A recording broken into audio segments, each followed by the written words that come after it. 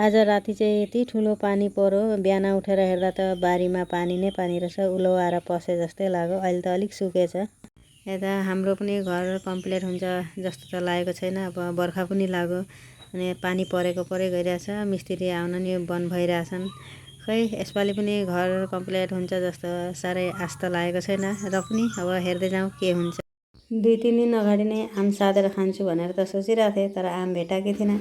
घाम लागेको बेलामा खाँदा बेसी राम्रो लाग्थ्यो, तर आज पानी परे पनि आम चाहिँ भेटिएको छ। यसलाई राम्रो तरिकाले छिलेर अब खुर्सानी हालेर खाने रहर थियो, र आज खाइयो पनि। भिडियो चाहिँ गरिनँ। खाएर उठिसक्दा यता बटुका काप फिजारिरहेछन्। अब यसलाई फेरि मोलमाल पार्नु पर्यो। म चाहिँ खानापिना खाएर आएँ। यता केटाकेटीले धेरै किताब बेच्न ल्याएका थिए। अब यसरी छरिराख्यो भने मुसाले नै काट्छ भनेर म अब यसलाई राम्ररी जापेर राख्नु पर्यो। भिडियो कस्तो लाग्यो राम्रो लाग्यो भने लाइक कमेन्ट सेयर गर्नु। फेरि भेटौँला नेक्स्ट भिडियोमा। बाई।